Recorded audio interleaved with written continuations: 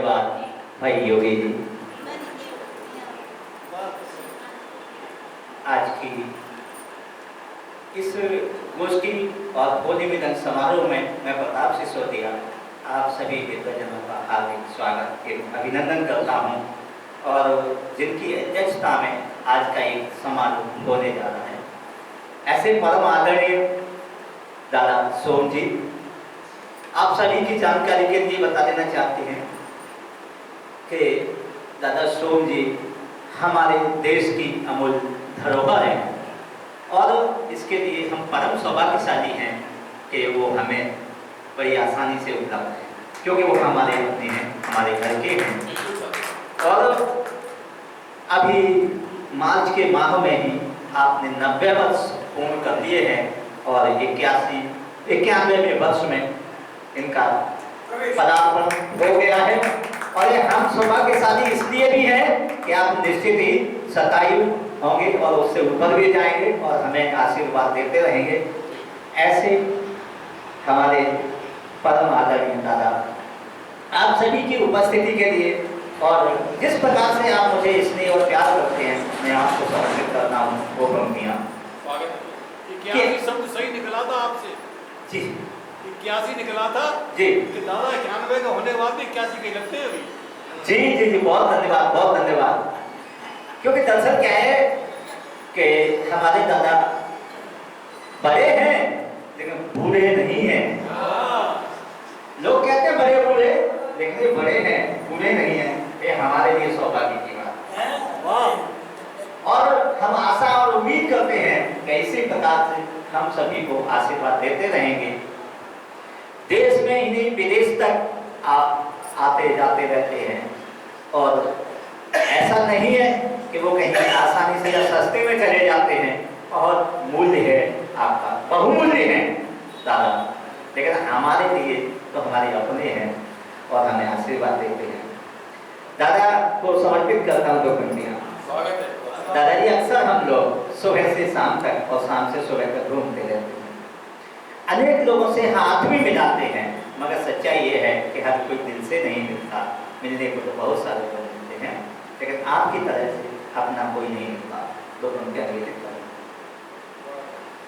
जो शीतल कर सके मन को हमें सावन नहीं मिलता। हजारों हाथ मिलते हैं मगर दामन नहीं मिलता। सुदामा की तरह सब छोड़कर कान्हा का हो जाता, मगर कान्हा के जैसा आज मन भावन नहीं मिलता। मगर कान्हा के जैसा आज मन भावन नहीं मिलता। और निश्चित ही आप जैसा आपका नाम है सोम, उससे भी अधिक शीतलता हम सभी को देते हैं। इसके लिए हम बहुत सौभाग्यशाली हैं और आप कान्हा से भी ज्यादा प्यार करने वाले हैं।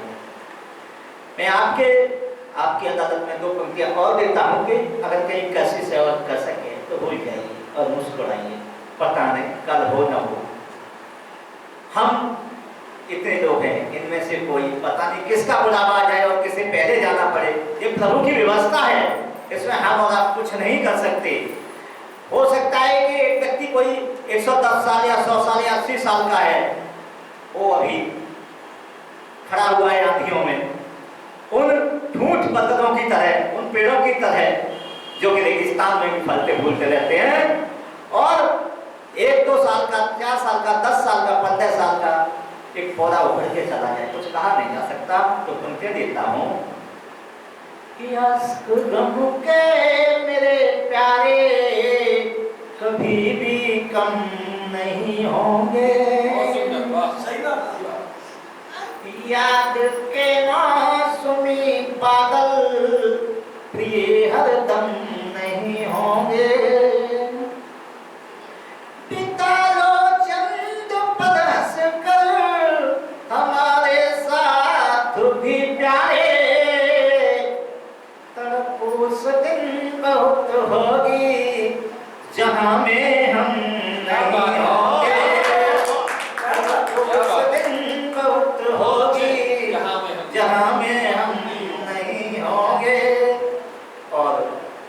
कशिश है और कसक है तो भूल जाइए और मुस्कुराइए, पता नहीं कल हो न हो।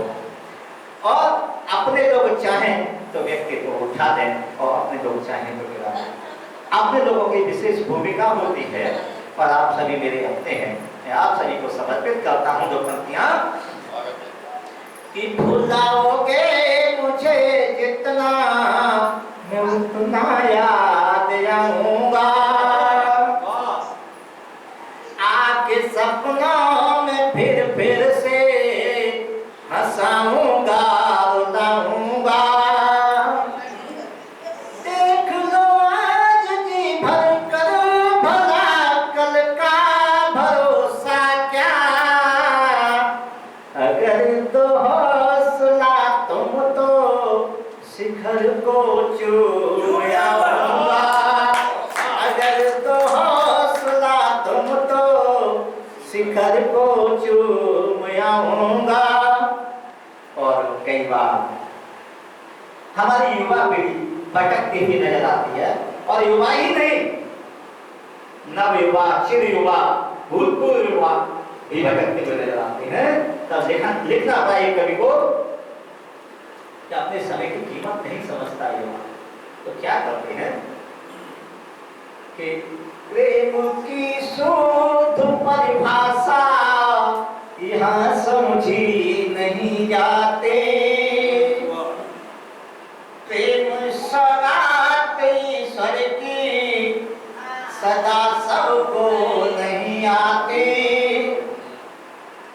समय की जान कीमत को समय बर्बाद मत कर दो,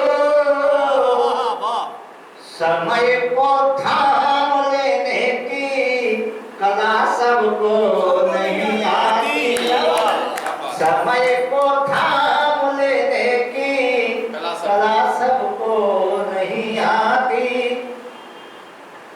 और एक बार हमारे बड़े भाई नागेश जी ने कहा हमसे कि आप एक बात बताइए, आप हर समय हंसते रहते हो, मुस्कुराते रहते हो, क्या वास्तव में ये सच है कि आप अंदर से मुस्कुराते हो? तब मुझे कहना पड़ा एक कवि की भाषा में कि भाई साहब ये सबके साथ कुछ ऐसा होता है, शायद मेरे साथ भी कुछ ऐसा हो सकता है। मैं कहना चाहता हूँ दर्द के गीत गाने में हया अब तो नहीं आती, अश्क छलका नहीं देना दया सबको नहीं आती, चुरा लेती कोई राधा जलन करके कन्हैया से, मगर माधव की मुरली सी अदा हमको नहीं आती, मगर माधव की मुरली सी अदा हमको नहीं आती। और इस मुक्तक को जब मैं पढ़ता हूं तो मेरी श्रीमती जी ने मुझसे कहा कि अब आपको इसको पढ़ने की आवश्यकता नहीं है, क्योंकि मैं हूं ना। लेकिन पढ़िए अब तो सुने जी। तो आइए मेरे भाई और हमारे आर्य समाज के विभिन्न मतलब विशेष अंग जिसे कहा जाए, महामंत्री जी हैं भाई भुवनेश जी विशेष, मेरे परम मित्र हैं, आप बता चुके हैं। और आपने मेरे को एक बात सुना दी थी साहब कि प्रताप तुम क्या बात है, कुछ चक्कर क्या समझ में नहीं आ रहा है, तुम्हारा पेट कुछ ज्यादा बढ़ता हो जाना है। तब मुझे कहना पड़ा, ये उस समय की बात है जब ये रेलगाड़ी के 3 डब्बे मेरे नहीं लगे हुए थे। उस समय की बात है, तब इन्होंने कहा तो मुझे कहना पड़ा कि जब कोई राह बटोही ना हो, राह बटोही आप सभी समझ रहे होंगे, सब पीछे देखने वाला कोई ना हो, कि जब कोई राह बटोही ना हो महल अटारी मत रखना, जब कोई राह बटोही ना हो महल अटारी मत रखना, और खंबे यदि मजबूत न हो तो छप्पर भारी मत रखना, वरना कष्ट तुम्हें ही होगा। इसीलिए समझाता हूँ, और जब वो सफर अधिक लंबा तो गठरी भारी मत रखना, जब वो सफर अधिक लंबा तो गठरी भारी मत रखना। और होली का जैसा कि माहौल है, मैं एक मुक्तक होली के लिए, और हमारे बहुत सारे लोग कहते हैं कि श्रीमती जी अगर सामने हो तो बोलना बड़ा मुश्किल होता है, और थोड़ा बहुत हमारे साथ भी हो सकता है, कोई बड़ी बात नहीं है, लेकिन फिर भी हम बोल देती है कि ये उस समय देखा गया, आज से लगभग 15 साल पहले, एक मंच की ही